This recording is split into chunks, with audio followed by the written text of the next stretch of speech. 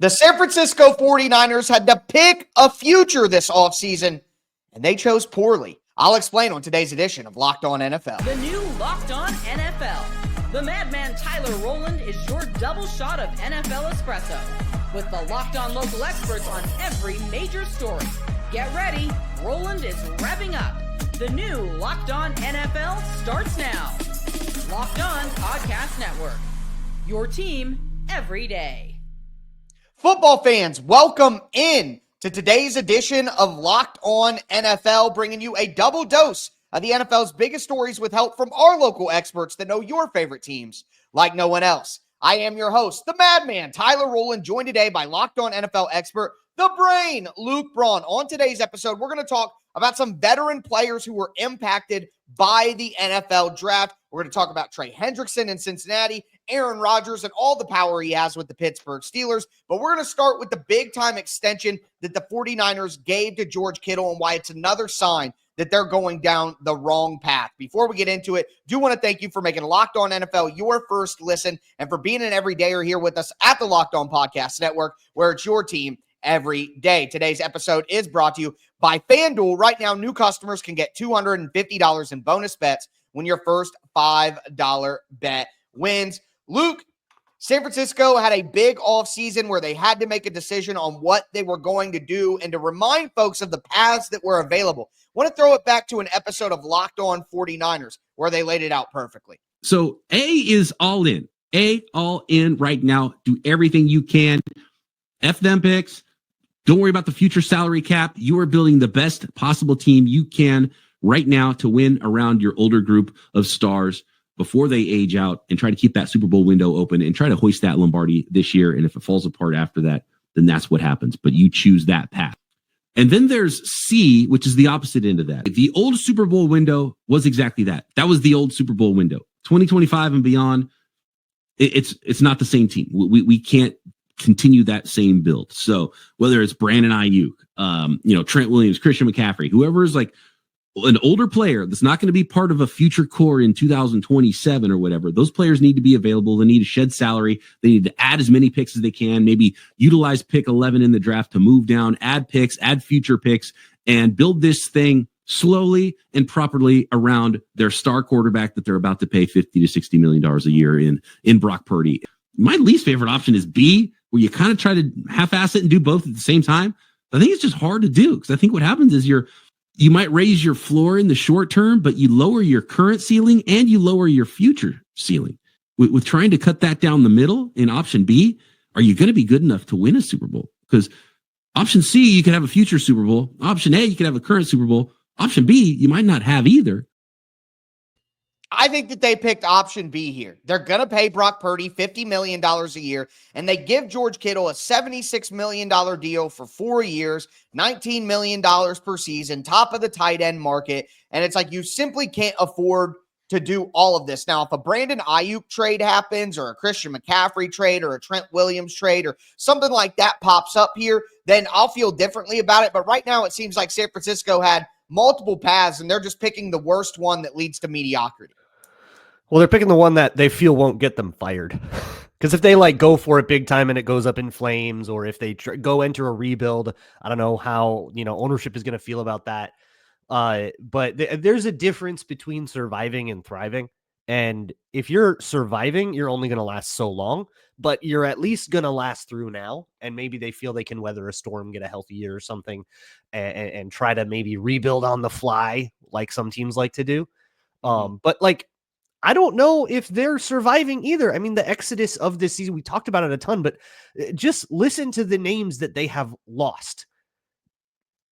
They traded away Deebo Samuel and Jordan Mason. They cut, just to save money, Javon Hargrave, Malik Collins, Leonard Floyd, not to mention Talanoa Hufanga, Charvarius Ward, a bunch of cornerbacks, guys like Aaron Banks, Elijah Mitchell, all leaving in free agency just naturally. And the free agents that they've gotten to replace those guys have been like Demarcus Robinson. That doesn't replace Debo. Jason Pinnock. There's Luke Farrell. Who on the 49ers has been added this year that I'm super excited about that they didn't just get this weekend? No, I agree. And they added a bunch of picks in the draft. Like they had a bunch of guys, but they really hammered the defensive side of the ball. I mean, they went edge, DT, linebacker, Yeah. corner, DT again. They went safety. They went, So are we sure this they is just a rebuild? right. And that's kind of my point is based on what they did in the draft. It's like we're totally trying to restock the cupboards here. We need a totally new young defensive line. Like they're sending mixed signals. I got to ask you this question, Luke. If you had the choice, if you're the San Francisco 49ers and you had the choice of paying Brock Purdy $50 million per year average on a 4-year contract, keeping him there, keeping it together, or trading Brock Purdy for a 4th-round pick to the Pittsburgh Steelers and then signing Aaron Rodgers on a 1-year deal. If you're Kyle Shanahan and John Lynch, which would you prefer? Well, I'm definitely taking the Purdy deal. I'm not torpedoing my franchise by throwing an Aaron Rodgers grenade directly into it. But I see the idea. I mean, he's horrible and he's a locker room cancer. But other than that, yeah, totally. But I see the logic of, wanting to maybe think of options outside of Brock Purdy. Right. What I will say when it comes to like extending Kittle, right? I mean, for one, he's 31 and on a 4-year deal. That thing pays him through. He's age 35. Who knows how good he's going to be then? I'm really curious to see the actual structure and payout to see how much is going to be guaranteed. Yeah, like how much is guaranteed when he's 34 and how much of this is funny money and all that. So I'll withhold judgment there. But like even in a rebuild, you need your pillars. You need somebody to build around. You can't just go into a rebuild with a roster with absolutely nothing on it.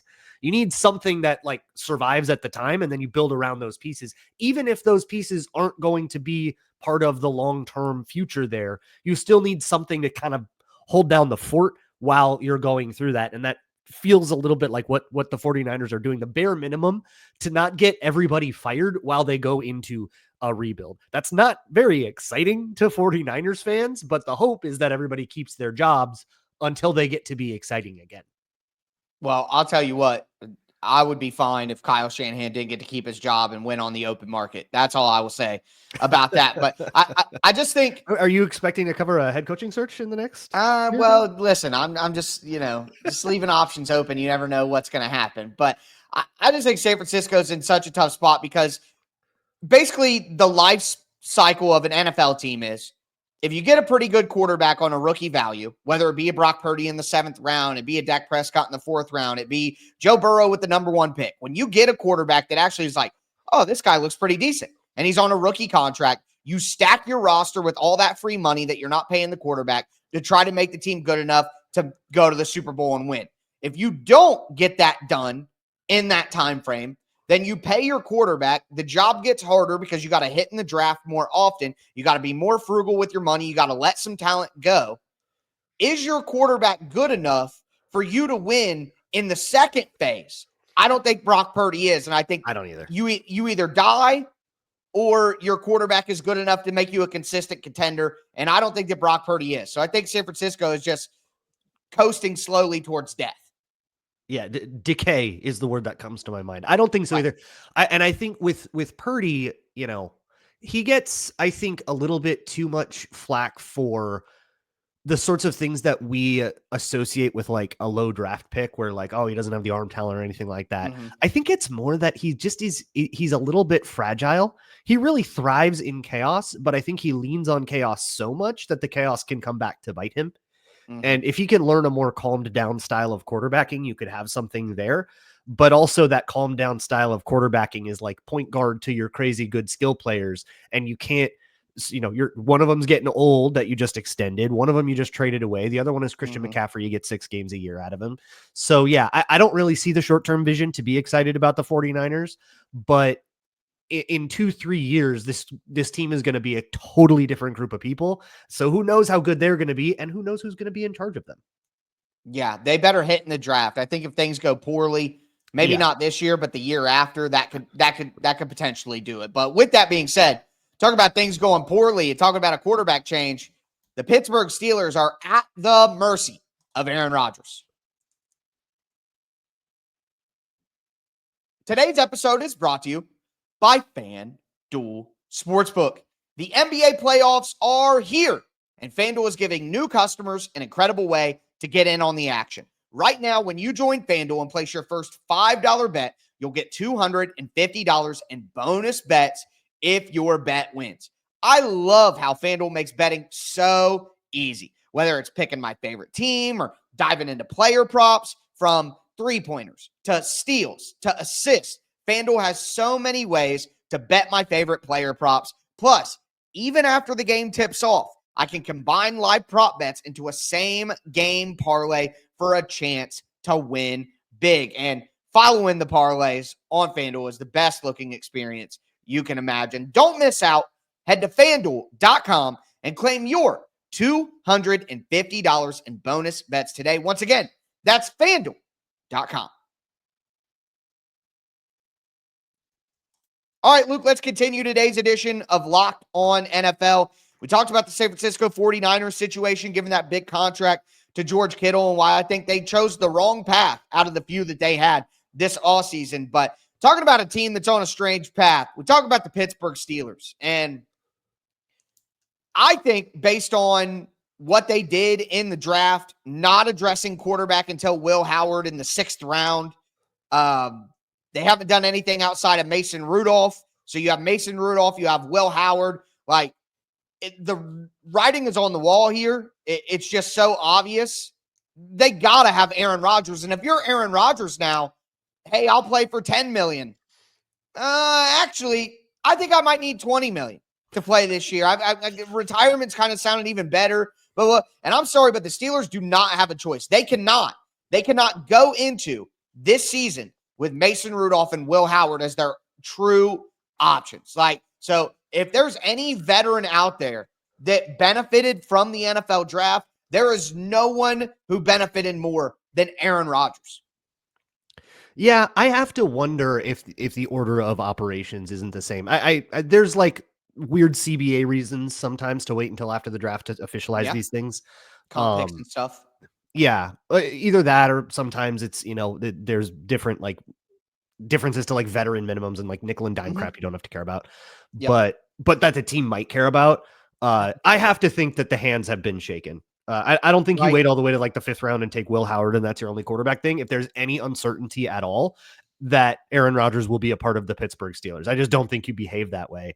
If it were the Commanders, if it were the Browns, if it were, a team, the Cardinals, teams that have been willing to kind of take a year off, but the Steelers have never been willing to take a year off to even risk it. I cannot imagine ownership of the Pittsburgh Steelers signing off on anything that remotely takes that risk, which tells me by deductive reasoning that the hands have been shaken, that an amount has been agreed to. And yeah, Aaron Rodgers could, I guess, walk into the building and be like, give me 10 million more. I have you over a barrel in the situation. But it doesn't sound like that's really been his motivation. So I don't think that that's a situation the Pittsburgh Steelers are going to deal with, but with every day that passes, I'm not going to blame a Steelers fan for getting a little bit of antsy that they're going to have to watch a Mason Rudolph here. Yeah, 100%. Now listen, I think that you're right. And I agree with you. I think Aaron Rodgers is a lock. I think they probably had it done when he did his visit. They probably all agreed, this is what we're going to do. This is the timing of it. Take your time, blah, blah, blah, this and that. That is the most likely outcome. They're just letting him skip OTAs because he's 41. Like maybe dude just wants to sip a martini for a couple more months. Like, I don't know. And I would afford him that opportunity based on the other options that you have. But I do want to at least entertain that years of not being able to replace Big Ben and treading water, could it potentially have had an impact on the willingness of the Rooney family to maybe take a step back and be in a transition season and look ahead to 2026, which most draft people say will be a better quarterback class? And our guys over at Locked On Steelers talked about that recently. I understand the quarterback angst. The free agency process has been long and drawn out because Aaron Rodgers hasn't decided yet. You missed on Justin Fields. You missed on Sam Darnold. Russ went elsewhere. Okay, I understand it. You don't really have a clear starter right now. But listen, it's really, it feels like somewhat of a transitional year. It does it not? I mean, they are kind of setting this up to be like, hey, 2026 is going to be our swing at quarterback. And this year we're going to find a patchwork solution, where that patchwork solution was a young guy with some upside like Fields or Darnold, or an older vet It was going to be some type of bridge option, and none of them were going to be franchise changing options. And I think that's what it comes down to. So I think you were going to be whelmed or underwhelmed by most of these options. And that's just the factor of it. And not pushing that button in the draft to kind of push this forward and take you out of the 2026 class is the correct decision. And that's Nick Faraball, who's a frequent collaborator with Chris Carter on Locked On Steelers. Chris looks like he's going to go postal, man. He looks like he's about to write a manifesto. I love that you're going to be whelmed or underwhelmed. That's so great. But regardless, I just want to lean into this potential transition year for the Steelers because you look at the situation with TJ Watt, which I don't think is getting enough attention. And behind the curtain, Luke's like, what's going on with TJ Watt? I don't see anything. I didn't even know about it before we talked about this. Yeah. And I guess maybe I'm crazy, but you hear these whispers. Watt on the last year of his contract. DK Metcalf gets paid $150 million. Watt sees Max Crosby and sees Myles Garrett get big-time extensions to reset the market when they weren't on the last year of their deal. So they got paid super early. So Watt is looking at it like, hey, I know I had a little bit of a down year, but I've been the foundation of this team since Ben Roethlisberger left. I have been the best defensive player in the NFL. I am the culture of this team. I am the constant in the locker room, me and Cam Hayward. Like, how can you go pay DK Metcalf that much money, see these guys re-up their deals, and not reset my deal for me? So there could be some potential that he could be upset with the team. And if they want to transition, Cam Hayward is older, Watt is older. They draft Derek Harmon round 1. They hit Jack Sawyer at the edge. They go Yaya Black as another defensive lineman. Like, you get Caleb Johnson in round 3. You don't draft quarterback till round 6. It just looks like a team that if they do intend to maybe have a transition year, look to move on from Hayward and Watt, they're kind of laying the ground layers of what that kind of transition plan would look like, in my opinion. Has TJ Watt missed any of the voluntary off-season workout program that's been going on for the last couple weeks? That I am not certain of if Pittsburgh has started yet or if he's missed. I think we would have heard about it if he did, so I'm going to assume he's there. So I don't know how much dissatisfaction there really is, but it would. But you're right about we've got all the factors that could kind of turn into this storm, right? Like the weather's right. I don't see rain, but I see dark clouds. The wind, the humidity is up, and the pressure system is that's what we're looking at right now. That maybe something could those factors could come around later, or maybe there's a contract extension more in the works than we know about. Obviously, what's going on behind closed doors in Pittsburgh has long eluded and vexed the media. So maybe we'll just have to wait and see. Well, that's what I think is most likely to happen. Ultimately, I think before the season begins, Watt does get an extension because the Steelers know that he's too important. They probably just do a 2-year extension, set things up. But I don't think it's getting enough attention is my only point. But with that being said, someone who I think is going to get more attention as we get closer to the summer is Trey Hendrickson, because his situation with the Bengals still not resolved. Today's episode is brought to you by Monarch Money. Ever check your bank account and wonder, where did all my money go? I know I do. Between dining out, online shopping, entertainment, it is easy to lose track. That's where Monarch Money comes in, your personal CFO, giving you full visibility and control over your finances. Monarch Money isn't just a budgeting app. It's a complete financial command center. You can track all your accounts, investments, spending all in one place. Stop just managing your money and start building wealth. When I started using Monarch, I realized just how much money I was spending on online shopping. Now I can budget smarter. I can save more. Instead of juggling multiple apps, I can check everything at once in the Monarch app. It's really easy to, keep track of my personal accounts, even set goals going forward. Take control of your finances with Monarch Money. Use the code LOCKEDONNFL at monarchmoney.com for 50% off your first year. That's monarchmoney.com, code LOCKEDONNFL for half off your first year.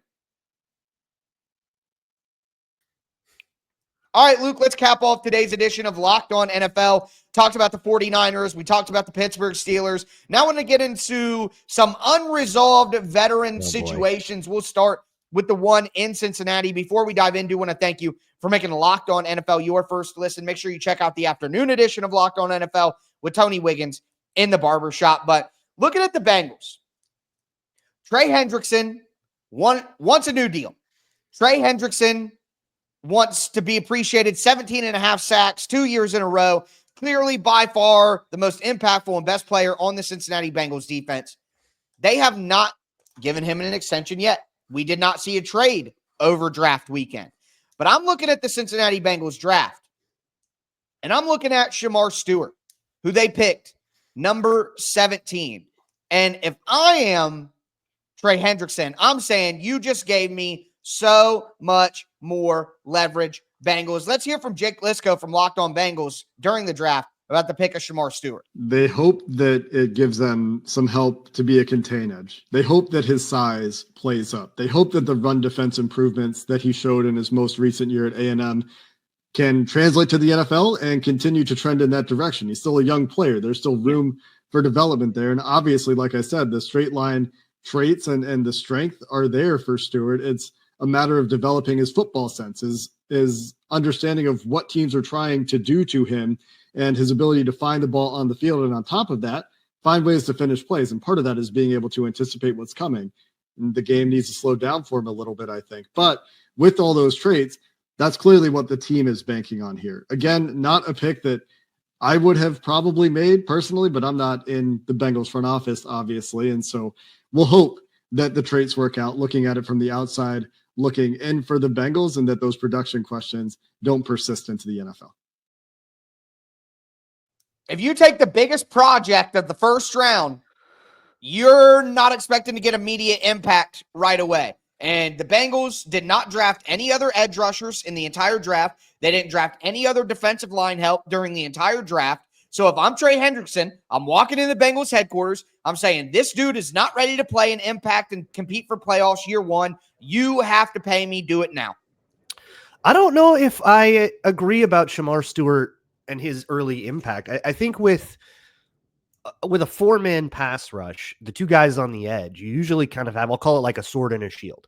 And if Trey Hendrickson is the sword, you bring Shemar Stewart in to be the shield. That's more or less what he did at A&M too, which is sort of a humble role. It's not the flashiest role all the time, but it's one that puts just enough strain on the quarterback and cuts off the lanes so that the other guy can cook. And a lot of times that was Nick Scorton. It was the other way around a lot of the time at A&M. So I actually think that pairing is like beautiful and perfect. And I think if the vision is long-term, Trey Hendrickson and Shemar Stewart, I'm like, cool, great, boom, makes sense. But not if you're going to nickel and dime the guy. But I've said plenty on this show about how I feel about Bengals ownership and nickel and diming their talent. Luke, the way you explained that was like a shield is a shield because a shield and a sword is a better combination. To me, a shield is a shield because it isn't sharp enough to be a sword. Like Shemar Stewart is not capable of being the sword rusher. He is not refined enough. I'm not saying that he can't be, but in year one right now, the Bengals are a compete to win a Super Bowl every single year team after they paid T. Hick. They have Super Bowl aspirations every single year Joe Burrow's on the field. And I'm sorry, but taking Shemar Stewart, he could be the best edge rusher in the league 3 years from now. But he's not going to be the best rookie edge rusher or rookie defensive lineman in the league this year. He has too much refinement to go. There's too much development to go with his pass rush technique, using his hands properly. He's got all the traits, but using it is the problem. So to me, I'm not saying you're wrong about the future pairing and what they could be as a tandem. I'm saying it's very unlikely that they produce good enough results together in year one for Trey Hendrickson to not have some additional leverage here. They need him just as much now as they did before because they took one of the least developed pass rushers in the draft. Well, yeah, and like this works as a pairing, right? But if one of those pieces of the pairing decides I'm out because you're not paying me enough, yeah, the whole situation kind of falls apart.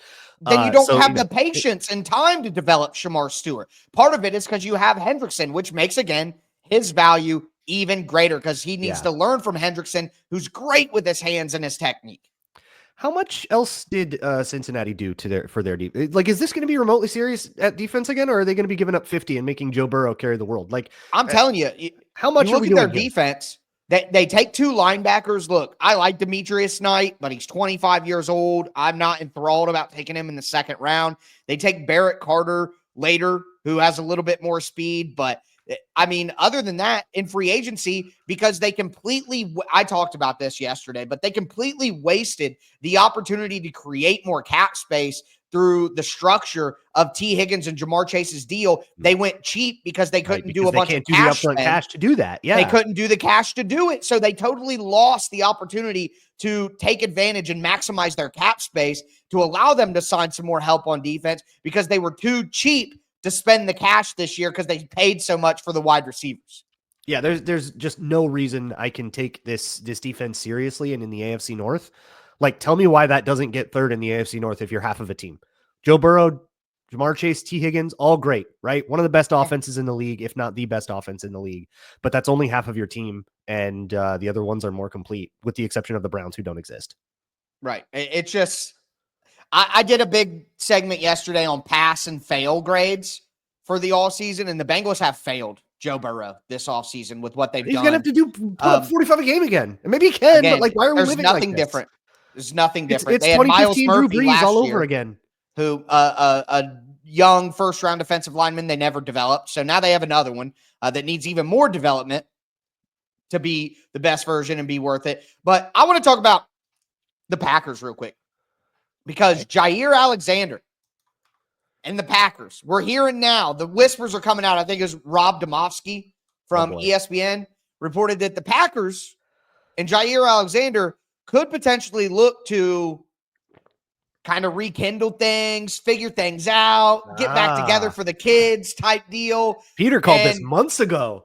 Yep. And look, another guy who benefited massively from the draft is Jaire Alexander. The Packers needed cornerback desperately. You got Keyshawn Nixon pretending like he's going to be CB1 when really he's kick returner 1. All right. They needed cornerback desperately. And what did they do in the draft? Matthew Golden, Anthony Belton, offensive lineman, Savion Williams, wide receiver, Barron Sorrell, edge, Colin Oliver, linebacker. We're into the 6th round, folks. 7th round, Micah Robinson, Tulane is the only cornerback they drafted. The Packers did not address their massive cornerback need in a significant way. They have no choice but to bring Jaire Alexander back so they can frame it however they want. But Alexander has all the leverage right now. Yeah, and to be fair to Brian Gutekunst, like, they needed the other stuff too. They needed an edge. They needed a couple of receivers. Like there were other needs that the Packers were dealing with, but here in the secondary, my question is twofold. One, do the Packers, like, how bad do the Packers actually want Jaire Alexander anyways? Like, and that leads to 2, which is if he does sign, how much does he actually help at this stage in his career? He was like hurt all the time. He's had really bad games. He's long in the tooth. Is he the guy that he used to be? Should we be bending over backwards? But I do remember something that Peter sent me when I asked him, hey, what's the deal with this guy? Because the Vikings love to monitor washed corners that are going to be cap casualties and aren't good anymore. So I was like, well, Jaire Alexander, what's the deal? And he sent me a clip that was like, so the Packers are basically just calling every bluff, and they just think he's going to come back with his tail between his legs and take whatever the deal is, or take the pay cut, basically, which is what they're asking him to do, is take a pay cut or get cut. That's the problem. And it sounds, loser. I mean, that's a negotiation tactic, right? You've got a ton of unguaranteed money. Here's what we'll actually pay you. Take it or leave it. And it's kind of just up to Jaire, and the Packers would be at peace with either option. And if there's a rekindling, then maybe that sounds like Jaire is making a decision there. Yeah, nobody traded for me over the draft. I'm going to play football this year. Give me a little bit more guaranteed money, just a little bit to didn't like what your agent asked around at the combine, didn't like the answer to that, and you go, all right, I'll take your pay cut. Yeah, give me a little bit more guaranteed money just so I don't feel like I lost, and let's all go along happy one more year and then be done. But with that being said, that is going to do it for today's edition of Locked On NFL. Again, make sure you check out the afternoon edition of Locked On NFL with my guy Tony Wiggins in the barbershop. But that's going to do it for us today. I am your host, the Madman, Tyler Rowland, with my co-host, the Brain, Luke Braun. And as I tell you every episode, thanks for tuning in and stay safe out there.